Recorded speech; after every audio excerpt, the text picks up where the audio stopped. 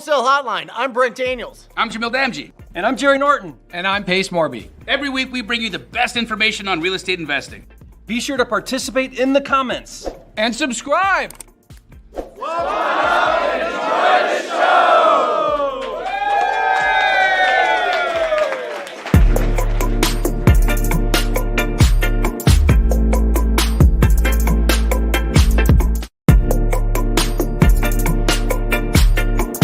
So thank you so much for calling Wholesale Hotline. That's it. Wow, that's great. Welcome back to Wholesale Hotline number 240. I'm Brent Daniels, joined by Morby and Jerry Norton. And we are excited. We are excited to spend Monday evenings with you guys every single week talking about how to find deals, how to convert deals, and what are the right exit strategies based on whatever strategy you're following. So make sure that you are squatting up in the comments and putting in your questions because we'd love to answer them today. I went and took my wife on a date the other night. Yep. And I had this really weird moment of, I felt like it was real estate all over. So I go to Taking Back Sunday. My wife says, hey, they're coming into town. I go, hey, I'm going to be a good husband and just buy the tickets instead of saying, hey, do you want to go? I just bought the tickets and said, all right, let's go. So we get to the event. It's the Mullet Arena in downtown Tempe. Shout out Mullet Arena. Okay. Crazy. And I get over there. I go, all right, I'm going to be really smart. I'm going to take my tickets and I'm going to look at the map of the arena and I'm going to try and enter in the perfect door to take the perfect shortcut to go in the right door to then get to my seats with as little amount of steps as humanly possible. This is a lot of oversight here. There's a lot of thinking here. Yes. And then I'm sitting there 15 minutes outside the building. And finally my wife goes, let's just walk into any door. I go, all right, fine. I walk into any door and guess what I do? I just ask the people inside the building where my freaking seat is. Yep. And they go, follow those people. And I followed these people and they were already kind of going towards my general area. And I go, man, this is just like real estate. I lied to myself for 7 years that I was going to get started in real estate. And I kept walking around the building, trying to find the perfect entry point, trying to find my perfect place and do the perfect things. And I overthought everything until finally I just go, dude, I'm just going to get in. And it was somebody else that led me to my first deal. And so guys, welcome to Wholesale Hotline. We've all been there. Analysis paralysis, stuck in Stopsville. You don't know where to go, what to do. It all comes down to what? Leads? Yep. Offers? Yep. Contracts? Sure. Deals. That's it. Well, I think, first you have to start off with what are you trying to accomplish? Are you trying to keep your job and just buy some rental properties on the side and just build up your portfolio over time? Are you looking to supplement your income with maybe some flips? Are you looking to go out there and find some deals, sell those to investors and get an assignment fee, which is commonly referred to as wholesaling? What is your strategy? Are you looking to do this full time? Are you looking to do it part time? I think that's an important question that we have to ask ourselves when we're getting started. What do you think, Jerry? Well, yeah, I mean, getting clear about what you're doing, why you're doing it, what your strategy is, and then just taking that massive action. It goes back to better to take that imperfect action than perfect inaction, because you're never going to have it all perfect.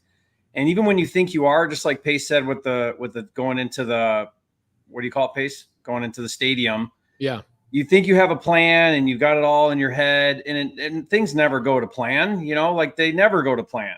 Yep. So better to just plow forward, learn as you go, pick up the pieces along the way. You're going to learn so much faster that way. But that's a little scary. You got to walk in the dark. You got to have some faith. You got to trust in the process. You got to trust in your mentor if you have one. And then just take those steps and take step one before step two. And before you know it, you're on step three and away you go. You're off to the races. A good example of that is Christy Frazier on the screen. She says, I'm definitely trying to stop overthinking. So she'd been trying to get into the game for a couple of years. So 3 weeks ago, I put her and 9 other newbies on my team for a week. And I said, your only job this entire week, think about this. If you're brand new and you've never done a deal, think about how simple this can be. You find somebody like me, find somebody like Brent, find somebody in one of our communities, and say, can I just set appointments for you? That's all I want to do. I just want to set appointments. And so what we did is we sent out offers to agents using software, costs a couple $100. And we ended up setting 30 appointments over 5 days. Out of those 30 appointments, we ended up getting 7 contracts. Yeah. And out of those 7 contracts, 4 of them were sub-2 deals. Thank you. Hold on. 4 of those were sub-2 deals. And 3 of them, I saved people from foreclosure. One of the deals that we are saving from foreclosure, we are going to make $130,000 on one deal. Christy Frazier, I think her portion of that deal will probably be between $11,000 and $12,000 just by being on my team. And so I would suggest to the newbies out there, stop trying to do anything on your own. Stop trying to do anything on your own. Get on a freaking team. Go and find people in the comments. We've got 300 plus people watching live right now between a handful of YouTube channels. You got Jerry, the GOAT in Puerto Rico. It's 8:05 over there in Puerto Rico. Are you guys technically part of the United States, by the way? Yeah. Does your vote count in this election? Well, I can't vote being here.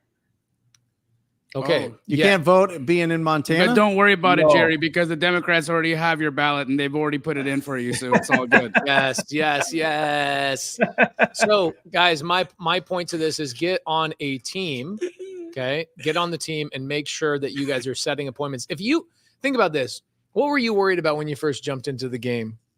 Contracts. What do I say to a seller? Talking to people. Talking to people is really hard. What happens if they say yes? What happens if they say no? That was the biggest fear. And I think also the order of operations becomes a little bit of a sticking point for some, because they're like, okay, I understand I'm going to need to get on the phone and have these conversations, but what if the conversation goes well? Then I need my next step, which is understandable, but what an exciting position to be in, that next step place, right?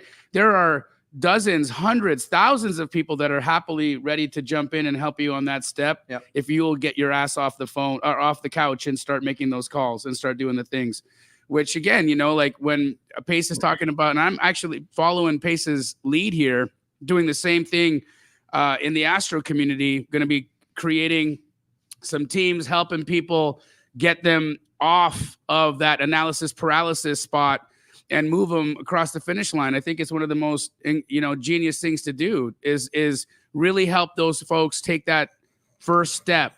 The first step is the hardest, man. You've got like 1,000-pound feet. 1,000-pound feet, I feel like, is what happens. But then as soon as they realize, oh crap, it's just my feet. One thing that we do is start going. One thing we do that, tell me if you guys like this, but we take our brand new members, and can we just call them iguanas? And then we do like Pace. We pair them up with successful wholesalers, and what we do is we just put them in the CRM, and they get to call on leads, and their job is just to warm the lead, get comfortable talking to people. They follow somewhat of a script, but they just make the contact, warm the lead, set the appointment, and then the wholesaler then goes, does the deal, and then they get a piece of the action. And it's been a great way to get people over that fear of talking to people, comfortable on the phones, working directly with someone that's kind of over their shoulder, helping them, with tweaking things and maybe the numbers a little bit. And so we had one of our students, his name's Keith. He did this. He built all the rapport. He set the appointment, and then Jordan Budd goes on appointment, gets the contract for 100. Ends up assigning it for 140, so $40,000 assignment, and then kick back Keith like $3,000 or $4,000 just for warming the lead, right? Like getting an appointment. And so even that, guys, like if you were to get on a team and you said, hey, let me call your dead leads, let me do your follow-ups. All wholesalers have a CRM full of follow-up leads. And if you could just get in there on your own time, call on those, see if you can drum up something. It's an awesome way to get started. Can I give a little shout out to Brent Daniels today? He has a new t-shirt he's wearing. I want to make sure we point this out. Brent, what the heck does this even mean? Maybe Jamil can ring the bell for this amazing. No, you speak first before I ring the bell. I got this book for graduation in the year 2000 from Brian Mahoney. Mike Mahoney, my best friend's dad. And I read this and it broke my brain, and I ran right out and I screwed everything up, like literally everything up. But the interesting thing in chapter 5 here, if you didn't know this, he talks about doing a wholesale deal. He calls tying it up and replacing himself in the purchase agreement. Yep. And I remember reading that as I was door knocking out, going to find deals for Derek Jar, who was my original investor doing flips. And then I realized what wholesaling was, and it totally put me on this incredible path. Well, they want me to coach and teach at Rich Dad. So I am the new. Let's go, Brent. Yeah. And so really, I mean, it's really exciting. It's a local company. They've been here. I've been following Robert Kiyosaki. I've bought every single book. It's been really a huge part of my life. And to be able to bring it full circle and to be able to represent that brand is something I never thought would happen when I had a 400 credit score. So when I had all the cars repoed and all the foreclosures happen, I never thought in a million years I would be in this position. Are we able to retire the TTP name and officially call you Brent Rich Dad? No, I like the Daniels TTP. today? I like the TTP. How can you get rid of that? That's amazing. I think that TTP is a part of me. That's the Okay. motto. Are they right? are But they that'll be your- are they going to write a follow-up book called Strong Dad Weak Dad? That's it. Yeah. Yeah. And it's all about just workout routines Or and protein. Asian dad, white dad? Maybe. Maybe. I don't know. Maybe. So it's really exciting, guys. I love you all. It doesn't yeah, it's really exciting. Congratulations. Yeah. That's really great. Thank Really you. great. Really Yeah, great. so Yeah, if you can't put wait me to on see where you Rich take Dad, this, I'll Brent. know why. What's that? I can't wait to see where you take this. Thank you. Yeah, it's a huge The opportunity, moon, and I bro. really love Take it to the moon. Yeah, You for got sure. this. For sure. Well, I mean, there's so many people out there that don't understand how to wholesale right, how to find really good deals, how to have conversations with property owners, how to negotiate. And I'm excited to be introduced to a whole new audience, whether it's international or domestic. You're going to help that brand kind of make itself a little bit more youthful as well. I think so. Yeah. I mean, maybe. I mean, I think you're going to upgrade some stuff that they have, which is awesome. By the way, Ken McElroy is one of my very good friends. I was texting him this morning, and he's coming in and speaking at one of our events coming up, one of mine and Jamil's events. And he is one of the very few people I still listen to in real estate. And you were one of the very first people I listened to in real estate. So the fact that you guys are making a Brent and Ken McElroy sandwich, be awesome. That's awesome. Bananas, as you would say. It's bananas. It's bananas. Can I run a situation by you guys? real quick? Yes. Yeah. All right. So last week we locked up a deal, and it was owned. This married couple bought it 25 years ago. They separated, never got divorced. They're both on title. He then went and had a new relationship with his girlfriend, kids raised in the house, some issues there with legal issues going on with his girlfriend and himself, and he passes away. The wife that's on title calls us, wants to sell the house. The girlfriend that's lived in the house for 20 years called another investor and put together a contract with him. Yeah. She's not on title. She had no right to do that. She's not on title. She has a will that she put together, or that apparently he put together, that put her on title, but never put her on title. Okay. Is this Arizona? This is here. So they'll need to go to probate, and then she will. There's no probate because it's right of survivorship. She's still his wife has lived in another state. They're still married, or technically until obviously he passed. She's still on title. So what's wife want to do? She wants to sell it to us. She has the right to sell it. Right. The girlfriend doesn't. That's kind of right. It sucks for the girlfriend though. But Holy moly. Not only that, and she had to sleep with this guy for 20 years and she gets nothing. She tried to light him on fire one time. Get out of here. I swear. With lighter fluid. Didn't work. Where's apparently. the house? It's in Glendale. I remember Anyway. when I was surprised by these stories. Right. You know what I'm saying? But Like 12 years ago, I'm like, no way that happened. But look at all the moving parts here.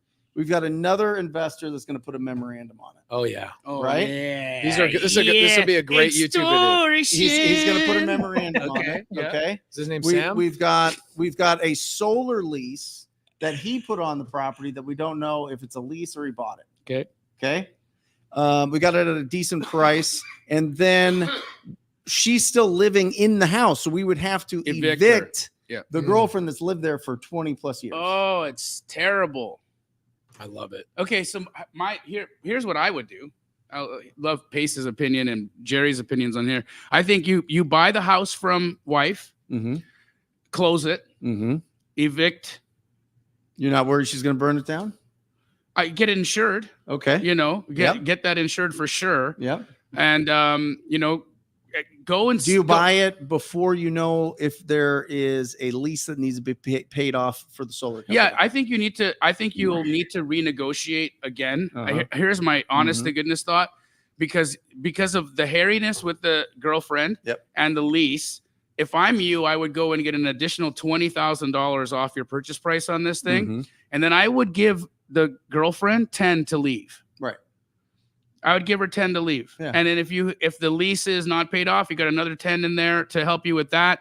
But I would give the girlfriend 10 to leave and say, look, I'm sorry you got a bum deal here. This isn't the fairest thing. I would love for, I'm going to give you this 10, but here's what I do need from you. I need that released, that memorandum released. And so you need to call the people that you signed a contract with and just let them know you didn't have a right to it. And so help us with that. But I want to do right by you because I think this situation kind of sucks that you didn't get anything here. And as a what if she bystander, wants 50? I mean, then she's not being fair. Because she doesn't have a right to any of it. Right. A legal right to any of it. She thinks that she does. Well, I mean, because of squatters' rights yeah. or and, what is that called? Well, it's adverse possession. That's it. Yeah. She has adverse possession, and she might win that. She might be able to argue adverse possession in there because she's been in there for 20 years. Right. Is it adverse because she tried to burn the guy? Maybe. I think Jamil's got a great answer. What do you think, Jerry? I mean, did you get your memorandum recorded before the other one? No. Are you gonna? Probably. I would make that an urgent matter because if you're in front of that one, then it won't matter though, because it'll still cloud if they put one on, Yeah. right? And are the people that are putting the memorandum on it known to you? No, we're talking to them though. You are? Yeah. They seem reasonable? We'll see. Yeah. Yeah. I think he got a really smoking deal from the lady. Okay. And so this is like, oh, it's like you know what I mean? Yeah. Please this make is a probably YouTube the video biggest- about this. Biggest deal he's Please done. record every conversation you have with the attorney. Yeah. Make a series about this. We need to see this. Yeah. hey Brent, that's pretty whack, but it still doesn't beat my chopped off head story. No, I don't know nothing that beats your chopped off There's head. two stories that I'll say I think are the grossest stories I've heard of in real estate. Your severed head, Jerry, and Pace's shovel the lady off the floor story in Superior, Arizona. Those are the two.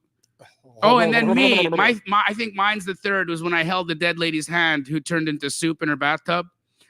You guys remember that? I walked into it was a duplex in Mesa, and Raphael, a local wholesaler, was selling it to me, and he'd been on this deal for a while, and he made an appointment with the lady to come in and see it, and we had a time and whatnot, and he'd been there so often, and he knew where she hid the key. Yeah. Because she would just say, let yourself in, and she was friendly with the guy. Anyhow, we're there, we're knocking on the door, but there's no one answering. If I had let my spidey senses actually tell me not to go in the house, I would have, but I was, I don't know, it was hot outside. I wanted to get in there. I wanted to buy the deal. And so I was like not paying attention to the signs. Yeah. But as we're knocking on the door, I keep hearing sounds like rocks are being thrown at the window, like little pebbles hitting the window. And I'm like, somebody's in there. Yeah. Maggots. There were flies. Yeah. Massive flies. And as we walked in the house, I just started getting hit in the head with flies. Flies were just bouncing into me. We go into the bathroom and there she was. If she died in the bathtub, she became soup because, and you sit, you're in a tub in a water for a week, Yeah. So guys, if you're enjoying this, hit that like button. Here's a great question from my friend Landon Moore. Landon Moore joined Subto a couple years ago, not doing deals. He's an engineer in the daytime, starts cranking out deals. Now he's at a point where he's doing 7 to 12 deals a month. A lot of creative deals, a lot of cash deals. Got a great team. Is he dispoing? These are acquisition. He's direct to agent. He's doing a lot of agent. Yep. Okay. So he does a training inside of Subto every Tuesday called Closers Cafe. He does a great job.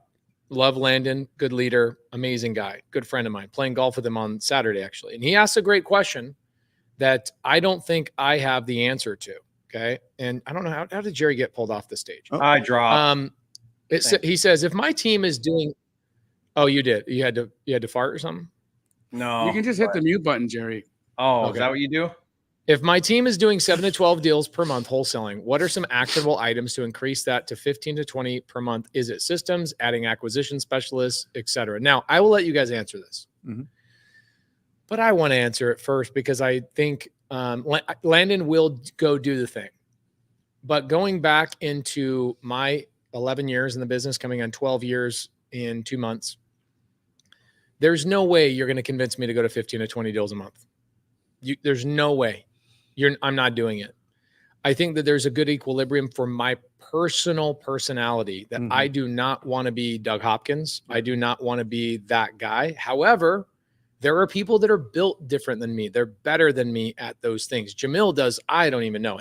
All his 65 locations are probably averaging 300, 400, 500 deals a month, somewhere around there.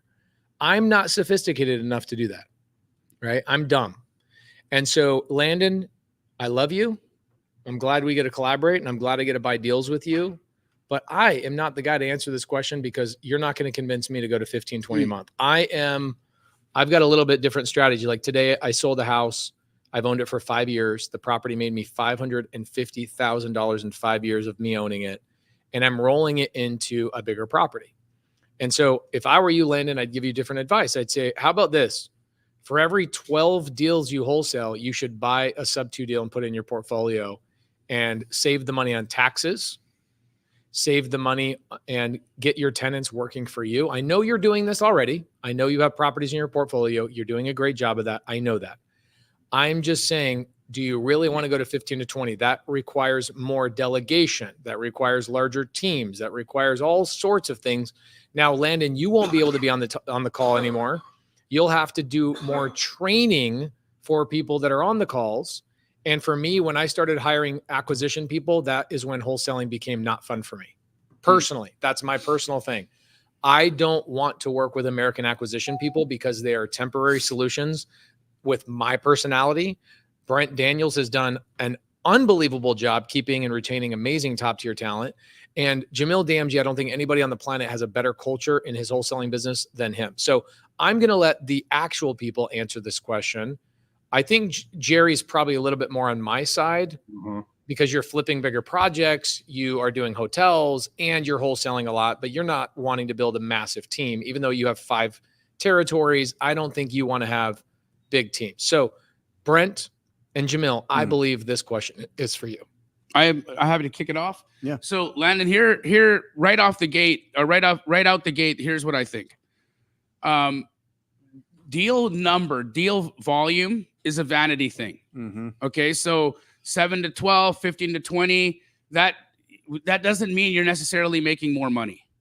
Okay. It doesn't, because you could increase your overhead substantially if you have to add new people to do that. And so your profit margins might come down. And so we don't want to do that, right? We don't want to just look at deal volume and say, I want to increase the number of deals we're doing and think that's going to actually mean we're making more money. Are you saying that it's not so much about length, it's more about girth?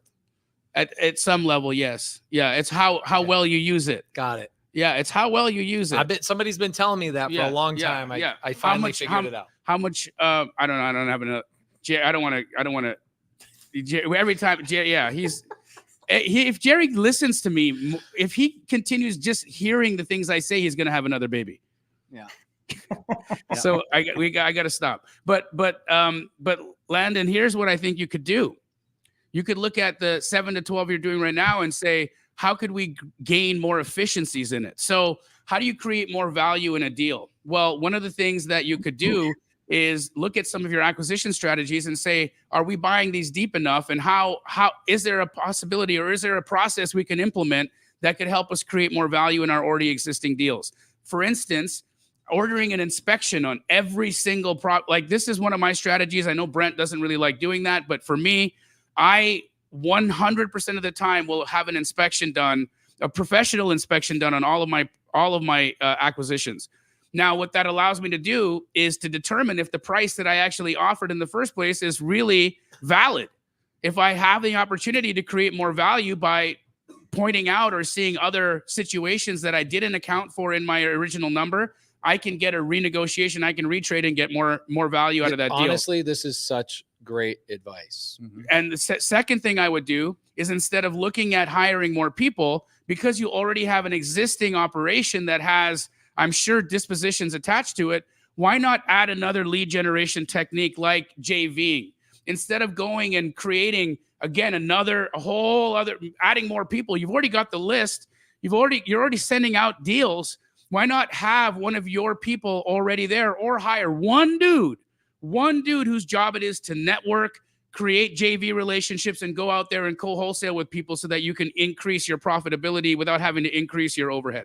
So for me, that's how I would make more money in your business right now. I wouldn't worry about going to 15 to 20. I'd say, how can I increase the value of my already existing business? And then how could I bolt on another revenue stream with my already existing team? I like this. It's like the Dairy Queen advice. It's like, should I open another location or should I start selling hamburgers while people are already coming for the ice cream? Yeah. Sell them the hamburgers, right? Yeah. And you have one location. You're not having to hire a whole new staff. Just implement a couple of different procedures in the same building. I really like this advice, bro. I wasn't expecting you to go this route. But I think that's the smarter way to go Time in about Canada does you well, dude. Well, and you're right. It's the self-awareness. Do you want to have that much action? Do you want to be responsible for more people, more systems that will bring more revenue? But is the net going to be worth that squeeze? You know what I mean? Yeah. Or do you want to focus more on, hey, why don't we go raise funds and lend the money on our deals and get paid that way, as opposed to, wholesale it and provide the funding? Yeah. Right? How do you squeeze more juice out of the lemons you already have at your table? Right. Yes. Here's what I would say, Landon. I remember being in your exact spot, and I was talking with my mentor about how I could increase revenue. And I thought the same thing, more volume, more volume. And here's the advice he gave me. He said, just buy your deals $10,000 cheaper. Yeah. And I thought it was the stupidest advice ever. I'm like, that's so obvious. Why, of course, buy them cheaper. But I took the challenge. And what I did is, over the next 6 months, I got to my normal offer price that I normally would have done. And then I just carved another 10 off of that on the offer. And here's the crazy thing. I went back and I did no fewer deals. So I didn't miss out on anything. But I made $10,000 more per contract. So no additional contracts, no additional volume, $10,000 more per contract, because it's a mindset. If you're doing 12 to 15, whatever your average assignment fee is, let's say it's 20, 25, you can take it to 30, 35. You could take it to 40 and do no more in volume, just bigger margins, and do the same number of deals. And you didn't take on more overhead, more leads, more marketing, more anything. You just bought deeper because you had the wherewithal to hold firm on your number and go in there with confidence and get the deep buy. What do you guys think of putting a $500 transaction fee on your assignment agreement? We do it on everyone's $2,000 Every deal? every deal. On your assignments? Every deal. We have them. Explain that to me. I don't know. Do people fight? I know none of this. We hire a Yeah, transaction so coordinator. $500 to You don't need that much for a wholesale deal. right. But you Creative charge deal. $2,000. But We it's charge- on a creative deal. It makes a lot of sense. On a creative yeah. deal, creative On a creative subto, deal. seller finance, lease option deal, executory contract. It's so paperwork heavy. There's so much there that you charging You $2,000 want to hire is a the right. deal. You want to hire the right girls that are Yeah. doing the thing, and so they charge. I pay them $1,500, and then I make $500 on the fee. So Okay. it's very similar to what Brent's doing. Okay. So Jamil, I haven't done it. I just want to see what your thoughts, because then it's another negotiating point with your cash buyers. Yeah, but they don't do it. Want to They don't that, do it, you know what? Brent. I'll waive that for you, homie. Yes, leverage. Instead of I them love going, it. hey, take a couple Yeah, grand off. it's kind Take of a how couple grand off. it's how Cap Fund always deals Uh-huh. with me on my because I'm the homie, right? Right. So I'm like, hey, how come how come I get the same loan terms as Brent Daniels? What the hell? Yeah. Just No, I get it. and they'll say, you know what, man, we'll waive the point. Yeah.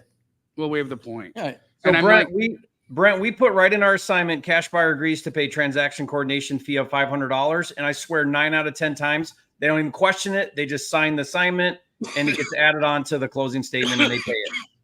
Guys, that's a way, Landon, if you're doing 10 or 12 deals a month, that's another 50K. Yeah. And that's just to the bottom line. You know what I mean? I mean, that doesn't cost you anything more. And so it's just, if he's doing 10, 12 deals, he's making 500. That's $5,000, right? Yeah, but I'm talking through the year. Oh, like if he does 100 deals, I Yeah. just kind of round it Yeah, up. yeah, but yeah.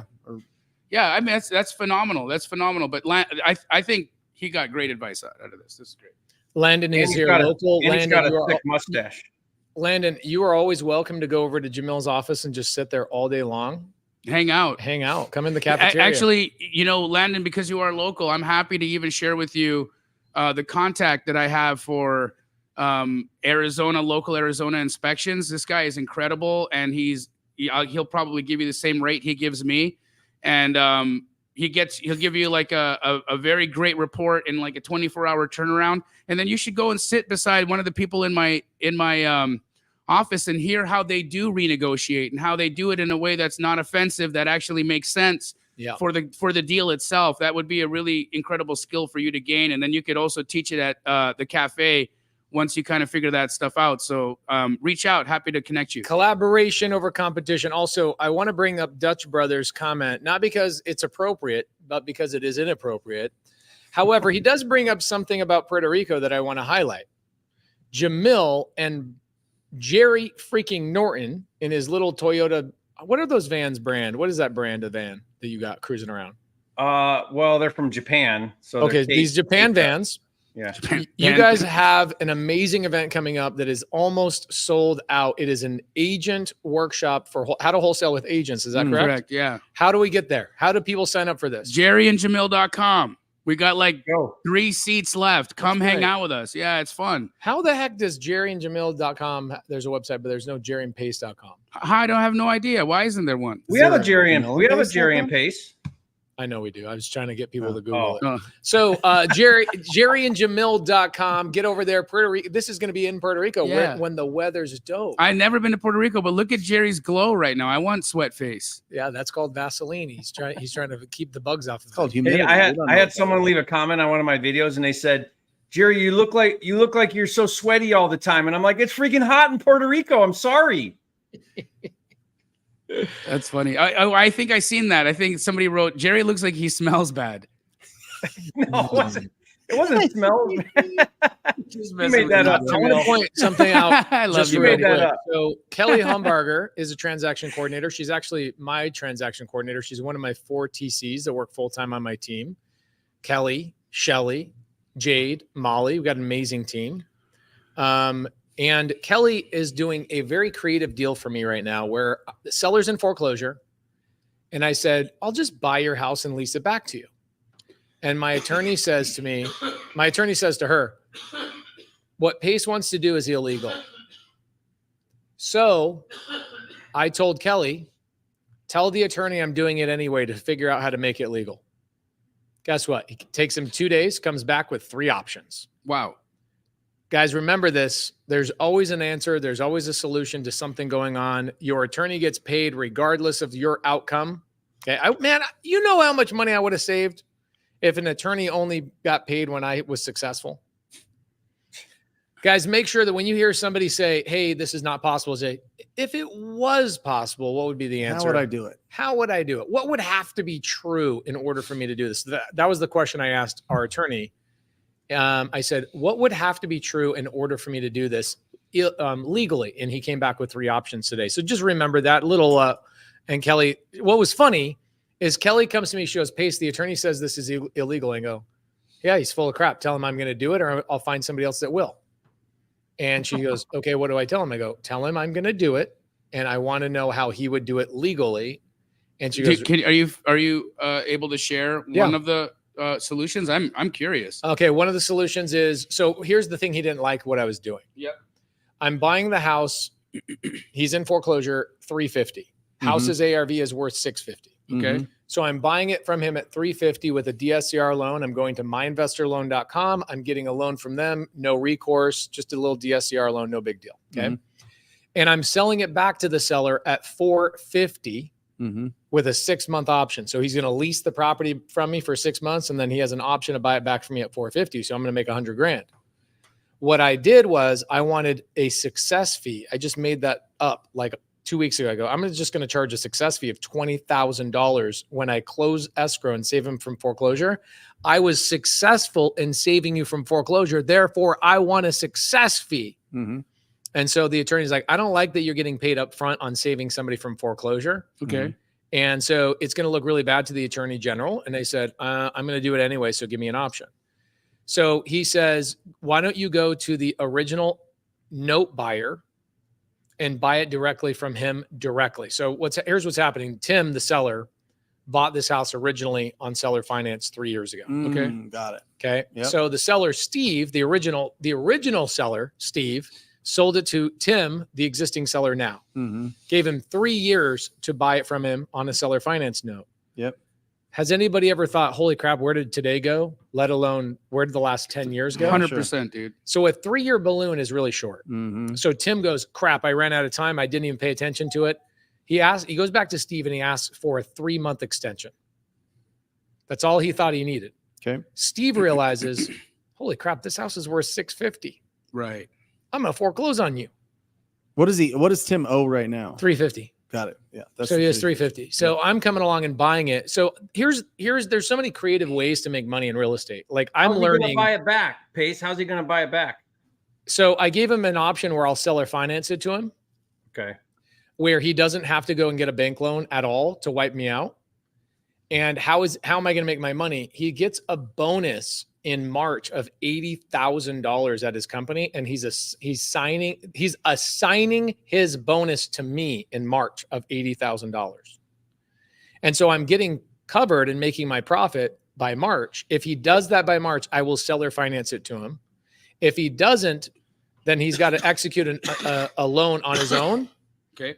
And if he executes a loan on his own, great, it's his house. If he doesn't, I'll evict him and go sell the house for $650. So you're gonna lease option, and the option is seller finance. Yep. There you go. And I call it dating contract. Yeah. I'll date him until he gives me the $80,000 down payment for Are seller you finance. wiping out Steve? I am wiping out Steve. Yeah. Steve's gone Steve's gone. with your And own loan. Can you there's no issue with you paying the note with Steve? Steve is not going to fight you because he wants to keep the house. Steve doesn't want to foreclose. He's Tim keeps asking for extensions. Steve's like, dude, I'm in a retirement home. I'm sick of talking to you. Got it. I'm going to foreclose on you. So and it doesn't matter anyway if you pay him off. Doesn't matter No. anyway. So Right. I go to Steve and I go, hey, I'll just pay you off faster. And I might even get a reduction, right? Because he's paying for trustee fees and all that kind of stuff. I might get a $10,000 reduction on the note. So I could go to Steve, or here's the more intelligent thing I could do. This is what I think I'm going to do tomorrow. I'll record the call. I'm going to call Steve and say, let's renew the note to me at $375. Give me 3 years. Oh, that way you don't even have to come up with any money. I don't have to come up with any money, and I can Or a loan. Yep. And I can then turn around and sell it back to Tim Hilarious. for $450.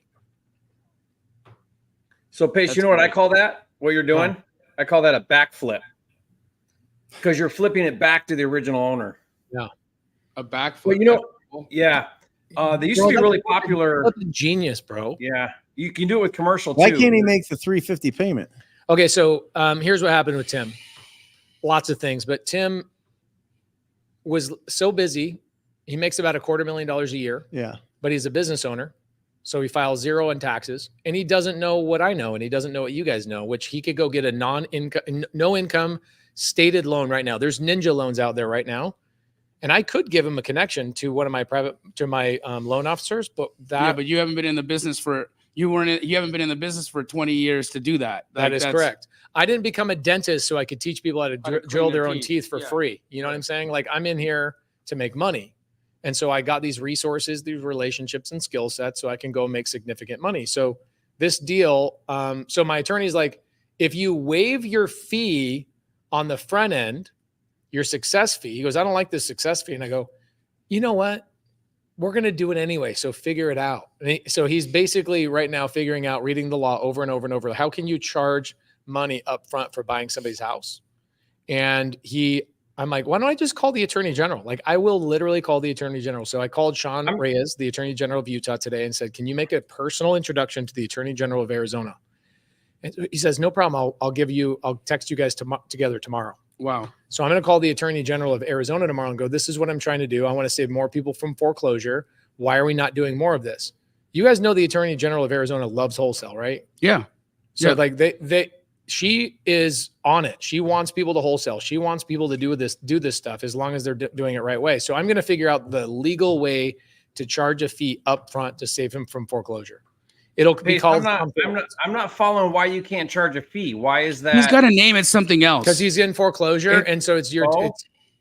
There's a law. Matter? There's a statute that says you cannot profit off of helping somebody out of foreclosure if you're the one buying the house.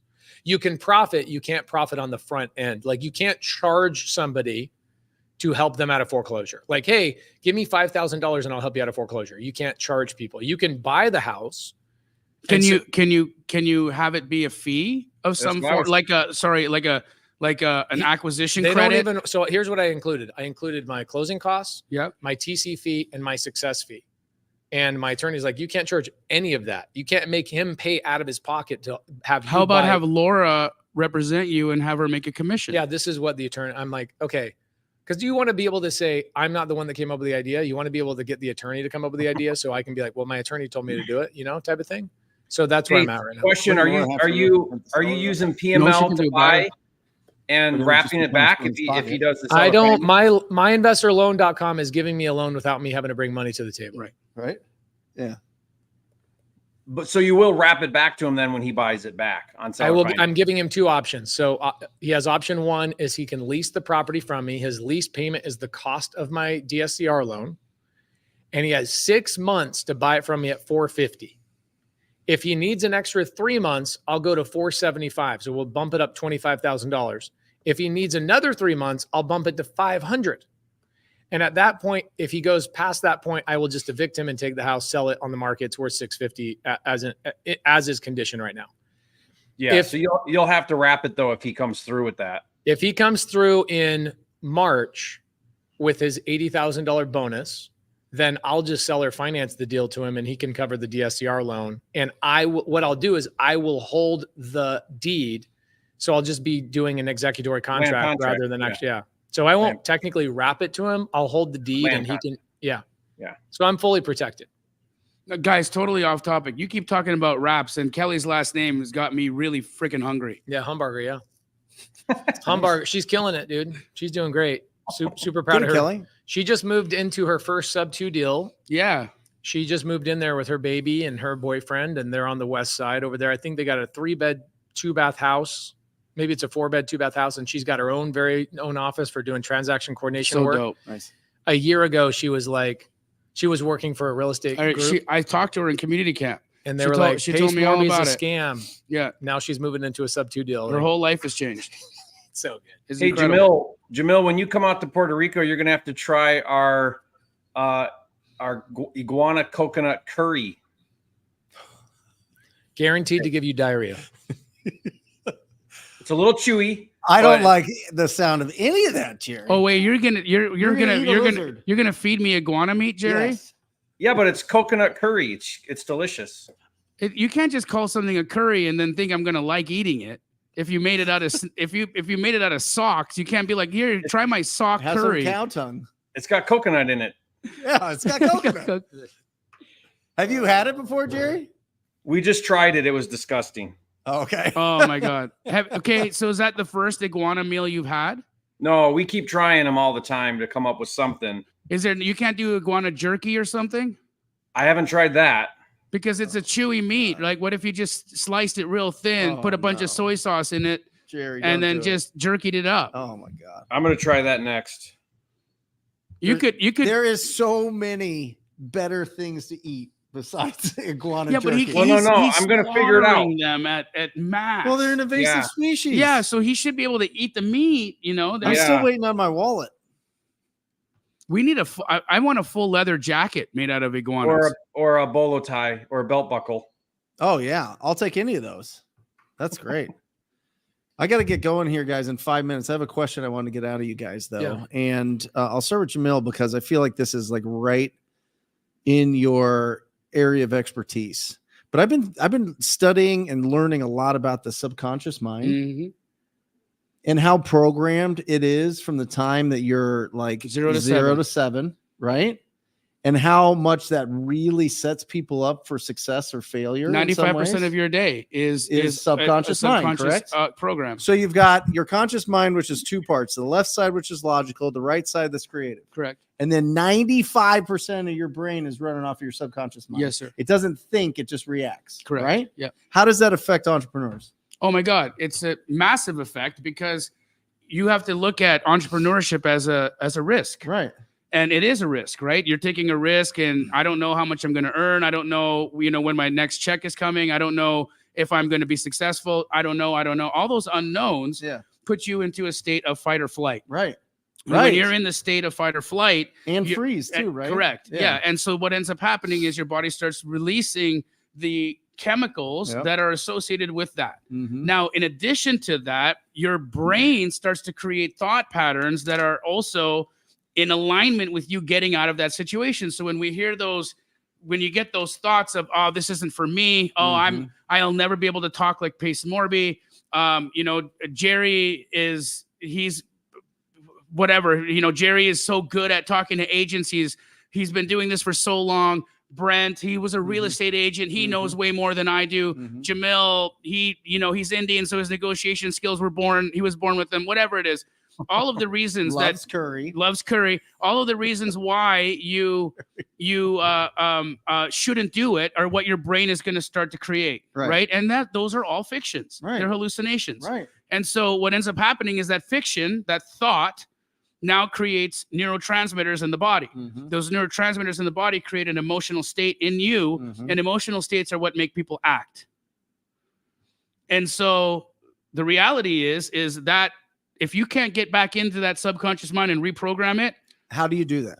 I talk about that every Sunday. Right. There's so many different ways to reprogram the subconscious. You can do it through meditation. Sure. You can do it through affirmation. Sure. You can do it through identity shifting, right? Because at the end of the day, who you think you are is how you think. Right. And because if you think a certain way, and then those thoughts create emotions from the neurotransmitters that are a product of that, you can hack that. You can change that. You can get into that state and you can reprogram it. Most people are running on Windows 95 right now, an antiquated operating system. The number one thing that I saw, and you're going to love this, is you have to change your environment. Absolutely. How do you change your environment as an entrepreneur if you don't hang out with entrepreneurs? Well, how do you change how do you become a real estate entrepreneur if you don't hang out with real estate entrepreneurs? Can I show you a visual? You go to representation jerryandjamil.com and you get to Puerto Rico. Pacer, are you able to share your screen on that? Yeah, I can. Can you go to YouTube and look up metronomes synchronizing? Metronomes synchronizing. Okay, give me just a second. jerryandjamil.com. Every single meal will have a little bit of iguana in it. It's going to be iguana jerky, iguana muffins, iguana tacos, iguana what else? Coconut curry. It's going to be delicious. Yeah, show that. Guys, watch this. Okay, and it's a very short video, but look at this. All out of sync, right?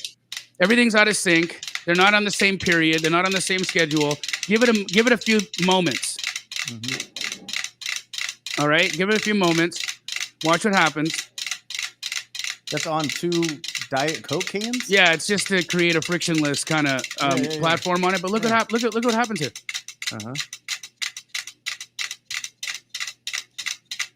And so what does this mean? Okay. So why this happens first, right? If you did this with grandfather clocks, if you filled a room with grandfather clocks and came back in a month, they would be operating on the same period. They'd be on the exact same period. See how they're all synced up here? So what you just talked about is exactly what that's representing. That's a vibrational state. Okay, pace is vibrating. Even though he looks solid, even though you look solid, even though I look solid, our atoms are vibrating and we're in constant motion. So think of it this way: if the contents of Pace's brain and the contents of Pace's heart, right? Those are the electromagnetic signals that he's emitting. Yeah. Yours, mine, Jerry's. Somebody gets around that, and they're in that for an extended period of time.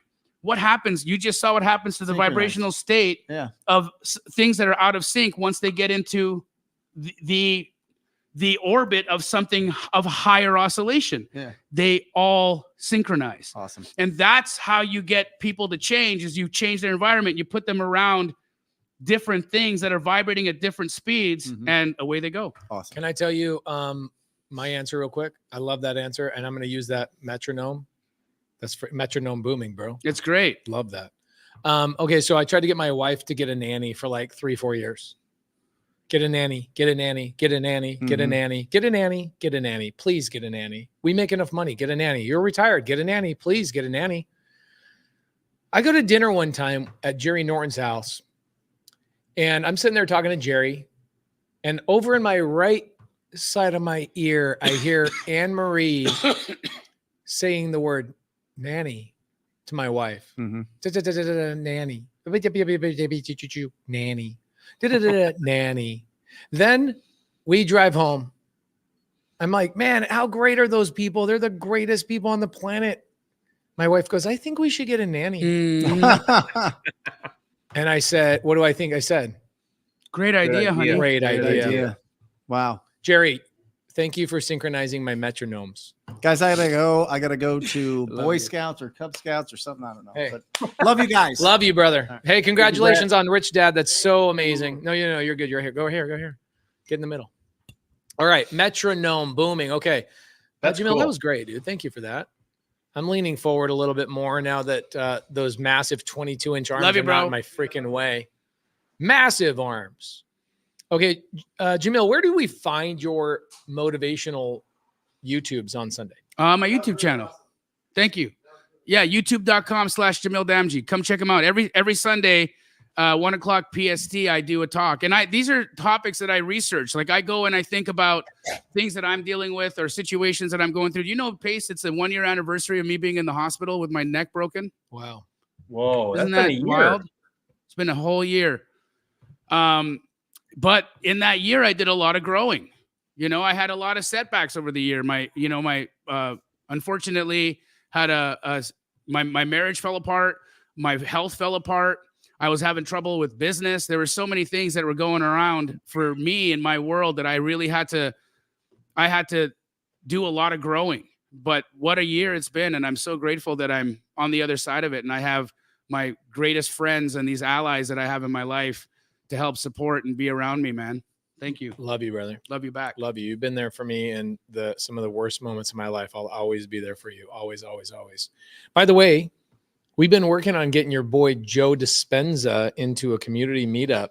We're working on it. The answer is yes, but give me some time. Yeah. So I'm going to have you introduce him to 25,000 people in our community. Let's go. When we do a private Zoom. If you guys are wanting to see Jim Quick Love on that guy. Wednesday, Jim Quick, everybody in Astro, everybody in Jerry's community, Subto, Gator, Top Tier TC, and TTP, we are bringing in Jim Quick on Wednesday for an hour in a private community setting. So go to own2025.com. It is completely free, nothing to sell. Just literally thinking, we've got the election coming up that's stealing everybody's brains. We've got everything coming up that is just robbing everybody of their attention and their time. Thanksgiving, stress with your family. The whole entire world slows down to shop and spend money. Christmas, New Year's. And then usually people don't really get back on their dreams until about January 15th. And so what we decided to do is to put together some of the greatest names in the world to help you guys build momentum. Okay, Nathan Harris says the name again, please. Own2025.com. So we want you guys to own 2025. How are you going to own 2025 is come to the 7 sessions we have planned. Jim Quick is coming in Wednesday. Dan Martell is coming in the following Tuesday. I've got Cody Sanchez coming in, Ken McElroy coming in, Dean Graziosi coming in, and we are working on Dr. Joe Dispenza, Tom Willwright for taxes to wrap up the whole year, talking about how do you pay $0 in taxes. And it'll be the last week of the year to give you enough time to talk about how can you save money on taxes with one of the greatest tax professionals of all time. And we're building this up so that you guys all have momentum, and we try and pull your attention away from all the negativity that's being thrown your direction. It's virtual. Daniel Velasquez, sadly, we have 25,000 people in our collective community, so that would be really hard to do that physically. It will be Wednesday this week. Own2025.com, OWN2025.com. And you can get there if you are in the community. Make sure you select which portion of the community you are in, and you can get into the VIP for free. Okay, nothing to sell. There will not be a single thing to sell. I know a lot of people are doing challenges and all that kind of stuff, and I do challenges too, but this is one of those things where we just really want to help you guys build momentum going into 2025. Brilliant, dude. And awesome. Truly, you've got some of the greatest thought leaders in the space attending that. So I think that is absolutely necessary, guys. It's necessary for you to show up to that and go in and go in and learn, like, what is a guy like Dan Martell doing right now to prepare himself? What is a guy like Jim Quick doing right now? I mean, yeah, Jim Quick is the memory guy, but he's so much more than that, right? What are leaders in their own right doing right now to prepare themselves for what's coming around the corner? I think it's beautiful. Yeah, and I've got Ken McElroy is a personal coach of mine. I've hired Ken multiple times. We've been friends over the last 4 years, and really grateful for my relationship with him.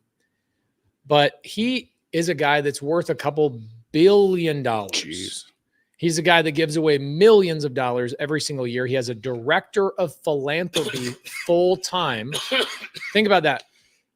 How many people do you know on the planet that have a director of philanthropy in their real estate business? Yeah, only him. Just to give away real money. So he actually recruited the lady that was the head of philanthropy at ASU. He recruited her, paid her double, and says, give away all my money. And that's the guy you want to learn from. Make so much money you can give away more than what most people will dream of even retiring from.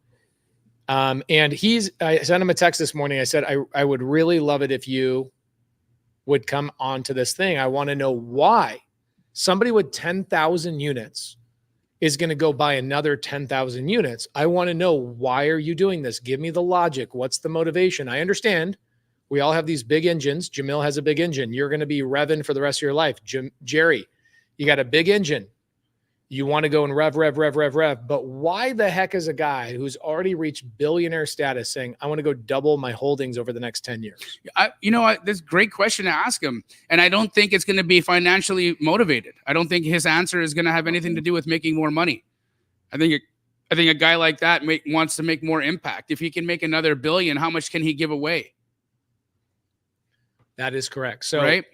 Amazing speakers. Jim Quick is this Wednesday. He's going to be talking about how to retain information, how to learn more efficiently and effectively, because a lot of information going into your brain about wholesale, flipping, buying and holding, creative finance, cash offers, all the things, it's really challenging. So he's going to be talking about how to do that efficiently. Then Dan Martell is going to talk about, I believe, one of the most important topics on the planet, which is planning, time blocking, and getting your damn job done. This morning, I do a one-on-one with somebody, and I've been doing 1 to 2 one-on-ones a morning. I know you've been doing some one-on-ones too, just giving back, loving on people. And I'm sitting there thinking, all right, this is a high-level guy. He did 30 deals this year, and I'm thinking he's going to run into a lot of really high-level questions. Mm-hmm. I go, show me your calendar. Because he goes, I want to double what I'm doing, but I don't have time. I go, show me your calendar. What do you think his answer was? I don't have one. I don't have a calendar. Yeah.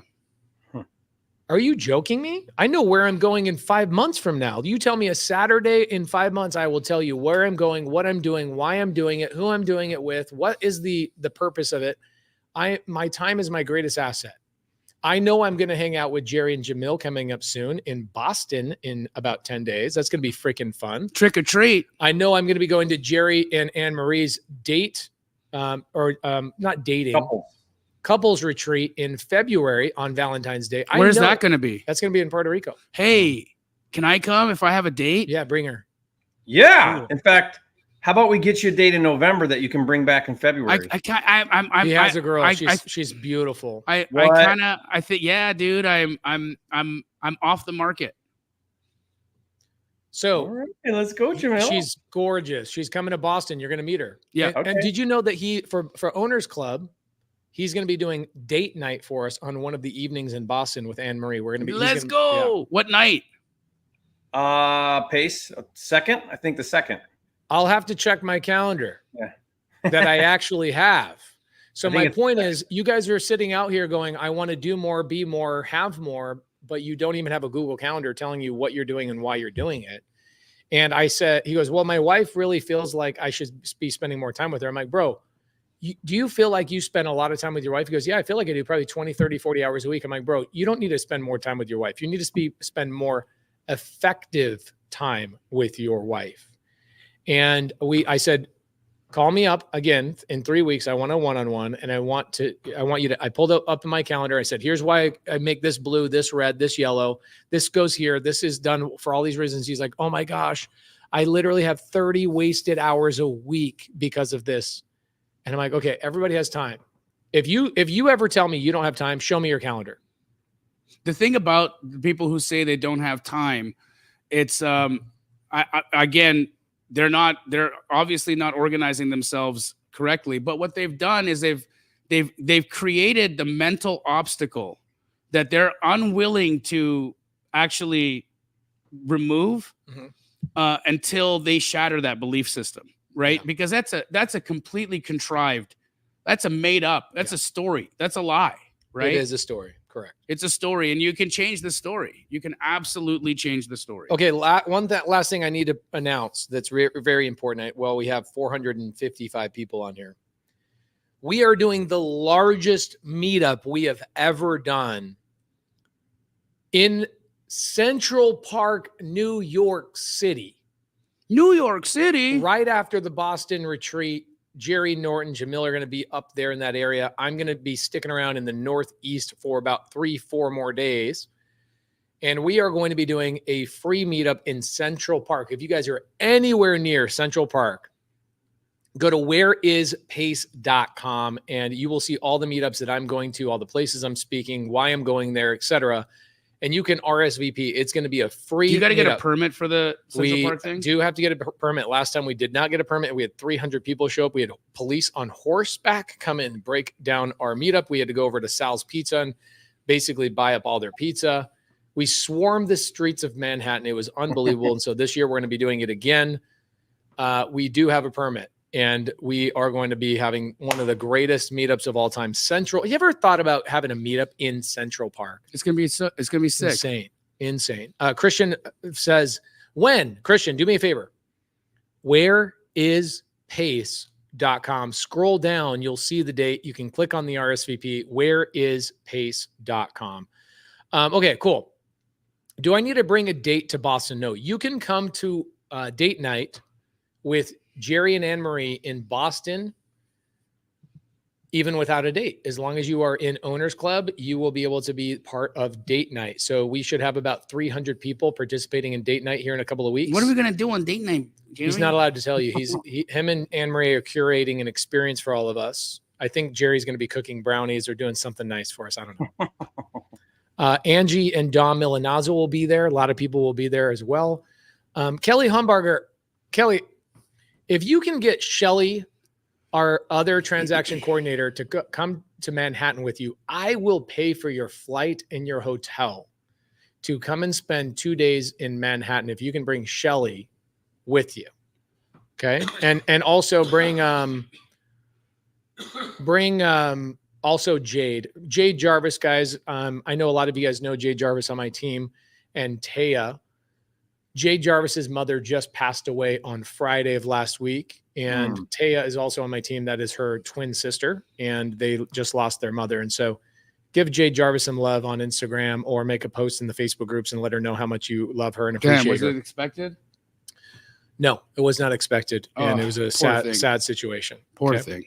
Okay. Okay, this is a good question. Dennis Sylvan says, why are we seeing more circumvented deals now on Facebook than ever before, Jerry and Jamil? What do you mean circumvented? Like what? Here's a better way to ask this question, because I don't know how to measure like more than 10 years ago versus 15 years ago. But circumvented means like, why do people go around each other off Facebook deals? Like Facebook groups, wholesalers going around each other. Why do you see so much? Oh, I think you see what you want to see, Dennis. Truly. I mean, I think if you're looking for that, you're probably not seeing circumvented deals. You're probably seeing JV deals. You're probably seeing multiple wholesalers selling the same deal, but you will always get what you're looking for, bro. So if you want it to be circumventions, then that's what it'll be. And why does it matter? I mean, we get our deals daisy chained all the time, and we never gave permission, and it's kind of annoying. But I mean, what am I going to do? Or just that seems like an insignificant issue to worry about. Yeah, I think that anytime you get somebody daisy chaining your deal, all they're doing is amplifying I the agree. exposure of your I deal. think it's the greatest thing. When somebody says to me, "Oh man, somebody sent out my deal, they never even asked me for permission." And I'm like, "Why are you being a little bitch?" For real, like good. That means that you're doing a good job marketing. That means more eyeballs are on your deals. That means more people want to be like you. You should be flattered. Awesome. Yeah. Yeah. Yeah, this is a good one. Freddie says, I think it's always been there. It's just been advertised more. And I think what's interesting is daisy chaining has always been helpful. And the people who daisy chain and communicate, hey, I'm daisy chaining, are incredibly great and amazing additions to this business. I would say more than 60% of the deals I've ever done were daisy chained. They were more than one wholesaler made money on over 60% of my deals. And I've never once complained about it. I've in fact been grateful for it, that so many people are willing to look at my deal and help. Now in my religion and Jerry's religion, they say that put your shoulder to the wheel, push along. We all have work. Let no one shirk. Put your shoulder to the wheel, push along. Now, what that song is meant to say is that there's a lot of work to be done. Selling deals requires a lot of work. And so it's telling people, put your shoulder to the wheel. It's basically a pioneer song. Like, put your shoulder to the wheel, push along. We all have work. Let no one shirk. Shirk means like stop doing work. Okay. So I'm grateful for the people that put their shoulder to the wheel and try and help me sell my deals. There's been times where people send me my own deals and they're like, hey, Pace, would you buy this deal? And it's like 40 grand higher. And I'm like, man, that looks like a great deal, but no, I'm pretty busy. Keep trying to sell it though. Yeah. Yeah. Right. Like that's the attitude, dude. That is the attitude. And again, just not answer the question, if that was a question with about just circumventions. I also think that you get what you are sometimes. And so, I've done a lot of deals. Jerry's done a lot of deals. Pace has done a lot of deals. You know what I don't get a lot happening to me? Backstabbing, crazy. You ever meet those wholesalers that are like, you talk to them and they tell you a whole story of what happened to them in the last month, and it was all just negative. Like, I got stabbed in the back here. I got circumvented on a deal here. I got cut out of the deal here. I got my buyer stolen from me over here. Okay. It's really interesting that so many negative things are happening to you. So interesting that so many negative things are happening to you. Could it be that the world is reflecting to you the contents of your thought patterns and your heart? What you focus on, you get, and it expands. It's like when they say, there's no deals in my market. Jamil, I'm in such and such New Jersey. I just got this one the other day. I'm in New Jersey and there's no deals in New Jersey. Yeah, you're right. You're totally right. We just had a New Jersey meetup. We were there at 1 o'clock in the morning, standing out, eating food in the street, had 400 wholesalers in Jersey. And I was like, where are y'all wholesaling? They're like, Jersey. Yeah. Jersey, yeah, Jersey. Also, yeah. Galen, congratulations, $25,000 deal. Just what Jerry is saying. At one point, I remember Galen being inside of this studio week after week after week saying, I just got to get a deal. I just got to get a deal. I just got to get a deal. And then he started taking action. And he's closed multiple deals. Today, he closed a $25,000 deal. I'm going to close my ears for this one. Bada bing, bada bing. And John McAllister, good to see you, brother. I hung out with him in Penn State. You had lunch with him as well. He's awesome. He's so great. He says, whether you're looking for vultures or you're looking for hummingbirds, you will find them. It just depends on what you're looking for. Okay, plenty of deals out there. Is just and King says it was a genuine question, buddies. We got it, and we gave a genuine answer. Thank you so much, brother. Everything you want to learn is on the other side of action. That is very, very true. Okay, Jerry, I see your hotel, the Looking Glass Hotel. I'm curious. I know that you don't do a lot of cash flowing, like YouTube videos. Why have you not? Why is this? I'm curious as your friend, because I ask for your advice on YouTube. Why would you not break down the numbers on that deal? Are you not? I did. You missed it. I did. I watch every video of yours naked. I know, in the shower. Yes, my wife won't jump in the shower with me unless she can hear Jerry. Nobody's ever told me that about my stuff. Yeah, Jamil's a little jelly about that pace, just so you know. Your seller calls are some of the best, or your agent calls are some of the best and the best, bro. Well, watch them naked. So you did break down the numbers on this hotel? Yeah. Are you happy with the hotel purchase, and are you going to continue to purchase more stuff like that?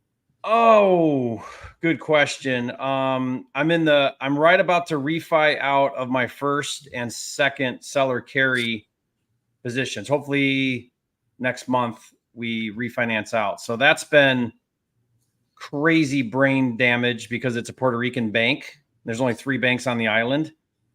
So that's been, I've learned so much going through a refinance on the island here. Are you going to pull all of your cash out that you have into that?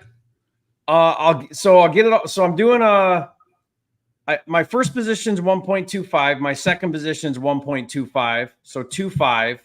I'm doing a $3 million refinance. So I'll get some cash back. I've got $1.5 million of cash into it. So you're going to leave $1 million in, essentially. No, because then I'm getting a $3 million tax credit that I can sell for 95 cents on the dollar. So I'll get all my money back plus some. It's like I flipped it, but I kept it. So you'll make more money on the tax credit than the hotel. Oh yeah.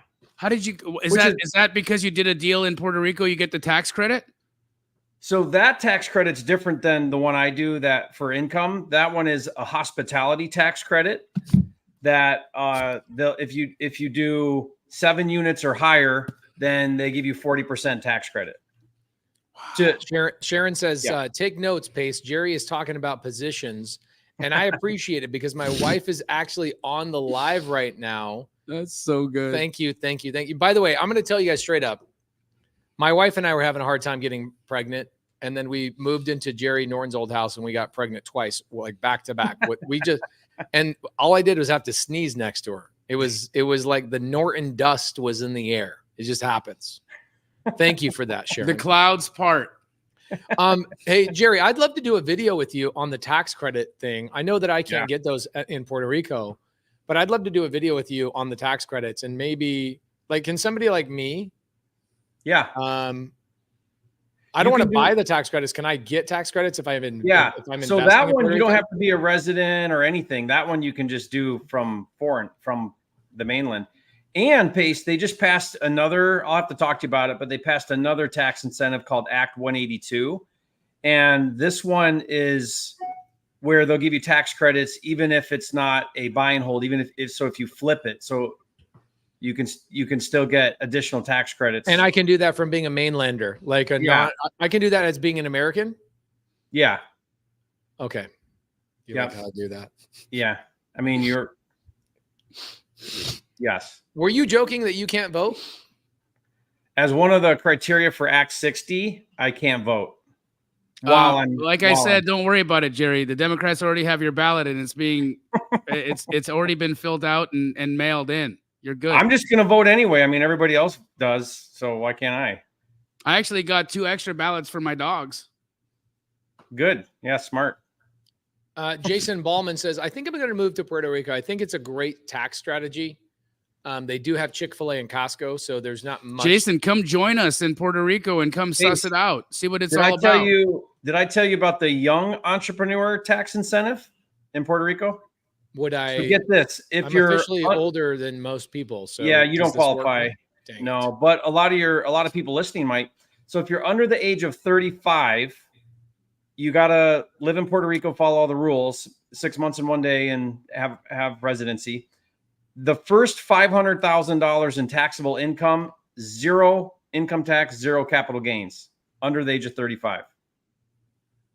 So Jared does it, my oldest. He's doing it. That's ridiculous. Do you income split with Jared? What's that? Do you do any income splitting with your kids and try and share some of your income with your children so that they can all take advantage of that $500,000 no tax? I don't think they're old enough.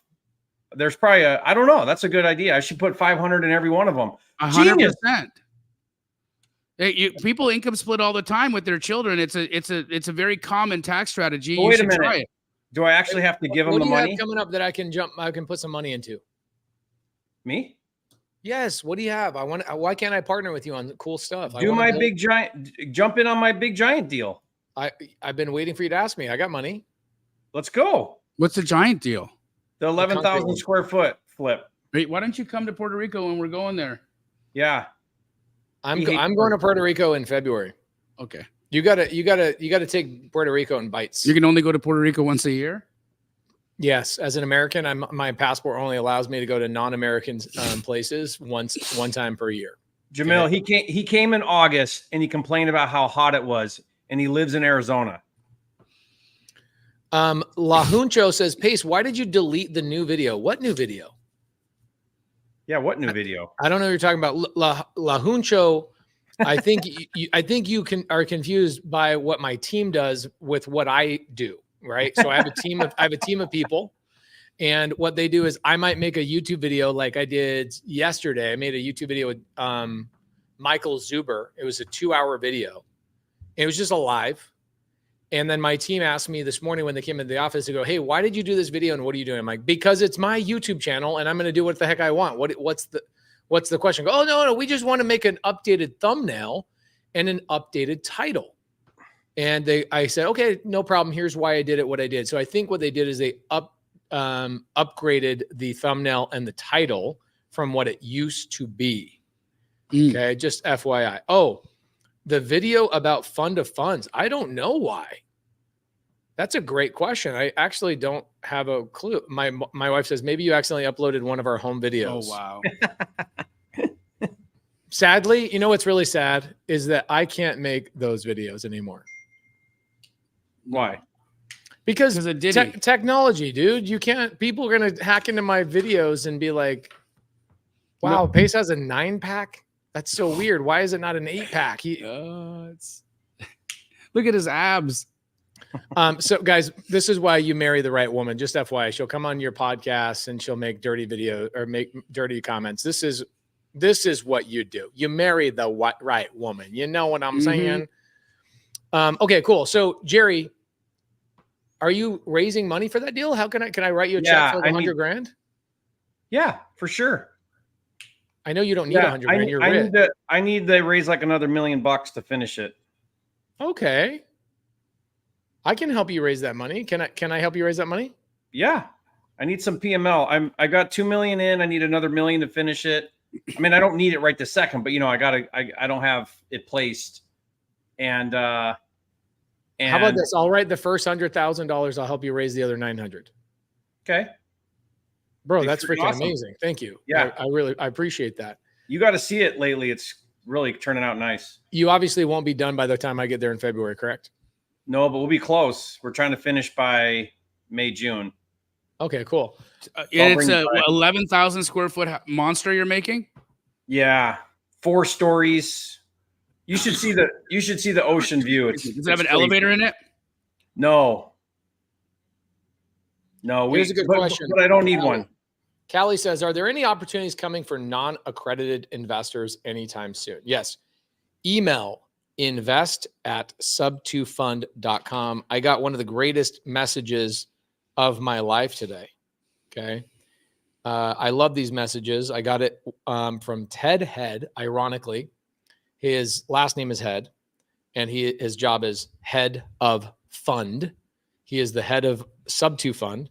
And he says, hey, just so you know, this week we're distributing $175,000 to our non-accredited investors. And so I did take on non-accredited investors in a deal last year. I will take non-accredited investors. What's because the minimum, Pace? Their minimum is $2,500. $2,500. Yep, you can get into a multifamily deal with me for $2,500, and more importantly, I will give you a multifamily education for free alongside it. And so basically, other people, you'll own real estate with me. You'll get to learn from my fund, and you'll learn how to go find deals and negotiate multifamily deals. I see other people charging $100,000 for multifamily mentorships. I'll give you $100,000 quality education for a $2,500 investment into that you'll make money on an actual deal. So email invest@subtofund.com. I'm going to say that again. invest@subtofund.com. So yes, I will do that. I do it so I can teach other people how to do it. Here's a good question. I understand how to wholesale. I believe the contracts I kind of got, but I'm worried about the money. How would I go about? I'm scared to get into any debt. Do you get into debt with wholesaling? You absolutely do not. Dark Wolf, the beautiful thing about wholesaling is that you actually get the money to fund your deal from your buyer. And so wholesale is that entry-level strategy that you can do that allows you to buy and sell real estate without having to come to the table with any money. You might need to put down an earnest deposit. That's the one part that people don't typically talk to, but even that you can find help with. There are, I'm sure, hundreds of Gator lenders in the chat. You could, if you're a Gator, put a Gator in the chat right now so we can prove to our new watcher, our new person here, just how easy it is to get your hands on earnest funds. And so you can do wholesale. You can buy and sell real estate without needing any of your own capital. People will actually come into the deal and help you fund your EMD. That's one of the greatest things about wholesaling is that you can become a real estate investor and it doesn't require you to have money. How fun is that? It is crazy. I was sitting here. I went to a property that Laura and I bought 5 years ago, 2720 North Sterling Avenue in Mesa, Arizona. You've been to the house a bunch of times. We still live there for a little bit. Mm-hmm. That house had, in 5 years, less than 5 years of owning it, has made my family $550,000. One house, 5 years, $550,000. And I look at that and I go, I was curious, what is the average? I want to know from you boys. What do you think the top 1% of families in the United States retire with in retirement savings? Top 1%. The top 1%? Yes, not average. I'll give you average. Average family retires 2 incomes, 40 years in the workforce. One family, 2 incomes, 40 years. Their average retirement savings is $336,000. 40 years of putting money into a retirement savings. Insane. That's the average. Okay. 2 incomes, 1 household, $336,000. You tell me they did not invest in real estate without telling me they did not invest in real estate. So what do you think is the top 1%? $1 million? Jerry? 7,999. Right under. It is $2.3 million. The top 1% richest families in America retire. Now, when you say savings, you mean cash in the savings account, like in the bank? Like in all their stocks, bonds, all the things. $2.3 million across all of the investments that they've made. It's $2.3 million, top 1%. Okay. Top 1% is $2.3 million. So I look at that and I go, guys, if you just bought 5 houses and you sat on them, okay, that one house made me $550 in 5 years. If I had 4 of those houses in 5 years, which I do, you will have more than the 1% of families in 5 years by just holding real estate. Obviously, we had a good uptick the last 5 years, but imagine just holding 5 pieces of real estate for 10 years, 15 years. You don't have to have 50 rentals. You don't have to have 20 rentals. You know, I was watching David Green. We all know David pretty well. And he had a very honest conversation with Ryan Pineda on his podcast. This was after being let go from Bigger Pockets. And he was talking about how, you know, even in his position with all of the different things that he's doing and you know, given the fact that was on one of the larger platforms as their, you know, top talent, at the same time of being top talent in that world, he's going through a dumpster fire in his real estate portfolio, and everything is crashing and burning. His rentals are all, he owned a whole bunch of rentals. Somebody came and did title fraud on him. Yep. And they essentially stole his properties from him. And he ended up in a whole legal situation there where he had to spend hundreds of thousands of dollars to unwind the theft. He then bought, I think, 40 properties in Florida that he was going to do short-term rentals on in a package deal. And then came to find out that because in Florida, if you want to get a permit to do short-term rentals, they'll actually come and see if you have any unpermitted work on your properties. And if they do, they require you to go back and unwind all of that work. And so they've just put him in a total vice. And he said straight up, buying rentals is absolute trash. I would have never expected to hear that from David Green, whose, you know, whole business model has been the BRRRR strategy. He's like, without my active income, rentals have not done the thing that they're supposed to do. For him, right? Now, he did say on the appreciation side, which is what Pace is talking about right now, on the appreciation side, he's never been able to make as much money in anything as he has been able to in holding some of these houses because they went up so much in value. Yeah. And so he's like, the cash flow was never for him the thing that made it. For him, where he actually got where he's been able to survive and how he's been able to thrive in his life is because he's had incredible appreciation on his deals, which is exactly what Pace had right now on that Sterling deal. Yeah. $500,000 on one flipping house. I don't remember ever seeing the cash flow. I know the cash flow goes into a bank account. Yeah. But you remember when you get a check for $320,000 on one day from a house, you know, like, you know, that house in Maddox in Atlanta, Georgia. Yeah. Beautiful home. We just sold it 10 days ago and I got a check for $380,000 net, including all the cash flow, not including the taxes, not including anything that I got from that thing.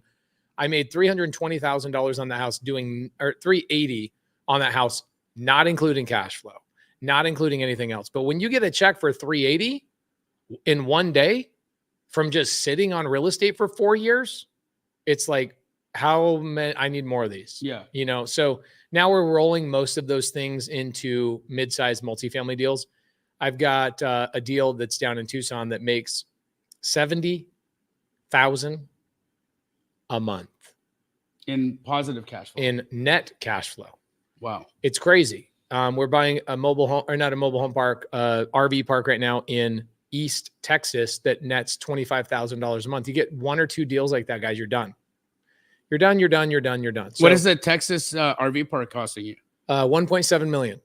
Okay. So guys, I just want you to think about that, right? There's nothing out there I can put my money into right now. There's nothing that I could put $1.7 million into. Co-living probably, but that would still be a lot of management.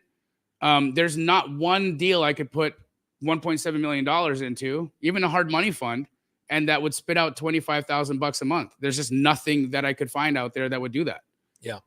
And it'll go up in value and we'll improve it. It's being mismanaged right now and it still makes 25 grand a month net. So it's, you know, my single family properties, I say this all the time. Cash flow is for children. If you're planning on living off your cash flow on single family properties, you're going to get hurt and you don't want that. The appreciation is what you want to go for.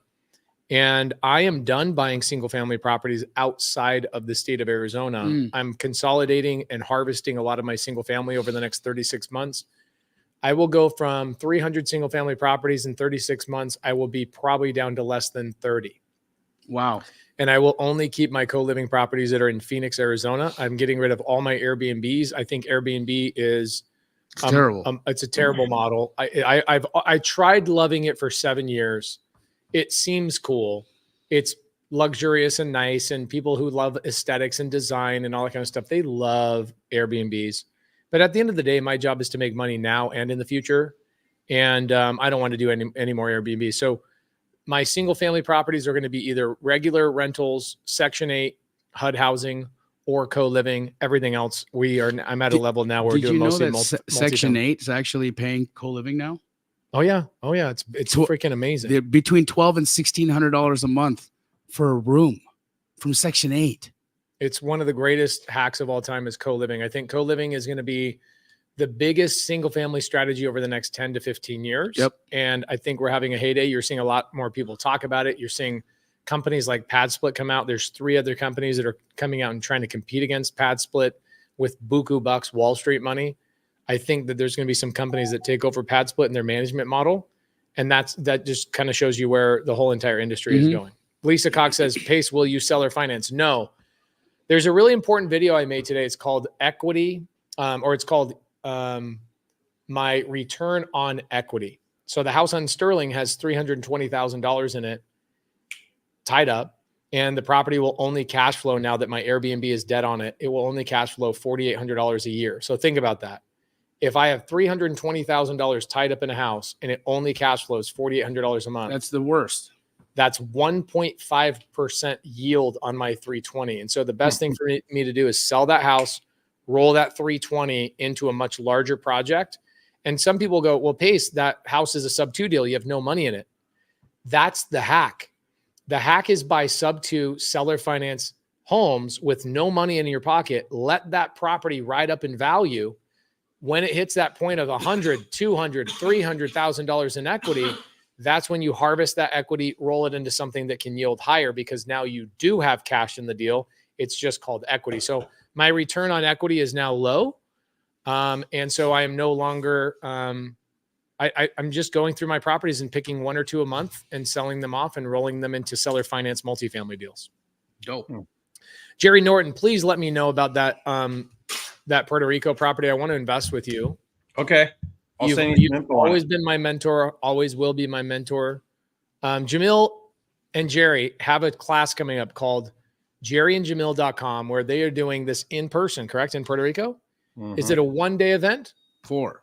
You're lying. Nope. It's a 4-day event in Puerto Rico in person. Is this like $100,000 class? No. Okay, so go to jerryandjamil.com, guys. If you want to meet Jerry and Jamil in person in Puerto Rico, jump in Jerry's pool at maybe the Looking Glass Hotel. You guys have a hotel or a pool right there, right? Not yet. We're putting one on the roof right above the hole in the top. I love it. I love it. I love it. What do you guys have going on this week? Just jerryandjamil.com? Is that the only thing? You got some other stuff? That's it for now. Yep. Join me on Sunday on my mindset talk, but that's it. Jerry, anything else, brother? We might, Jamil, you and I might do a live this week still. Oh, we got a live. Sorry. Yeah. Jerry and I are going to do another live Q&A. If you want to learn more about what we're going to be doing in Puerto Rico. Also, if you have any questions about the agent model, I think that between Jerry and I, we've probably done more agent deals than anyone in the game.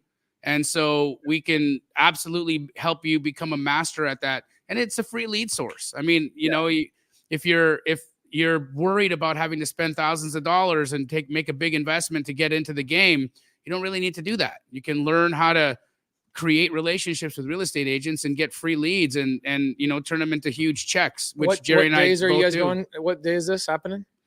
The event? Yeah. It's in November. November what? Here, I'll tell you right now. You're going to come? I'll be in Boston. Then I'm going to do the big meetup in Manhattan. And then I'm going to spend 4 days with Tony and Dean at Tony's house. Okay. We're going to be in Puerto Rico on the 13th. Oh my gosh. You're lying. No.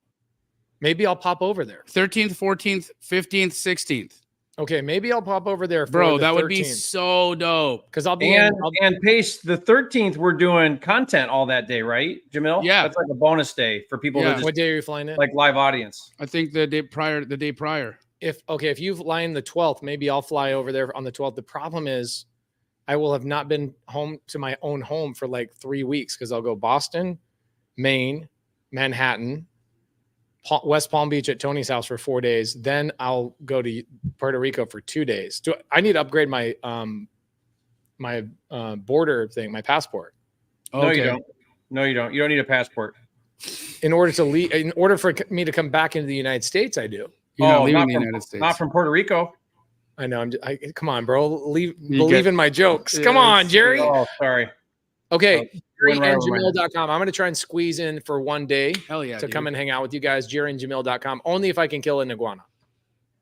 And so Pace, we'll accommodate you too. So we can move our schedule around if you can come whenever you can. You know No. I'll try. Maybe I'll try and come 1 day, the 13th. Okay. Love you, boys. Appreciate you. You guys Love are you awesome. guys. Wholesale Hotline. See you guys next week. Later. See ya. Or just say squat up. So squat up and enjoy the show. Yeah. Yeah. Okay. 1, 2, 3. So squat up and enjoy the show.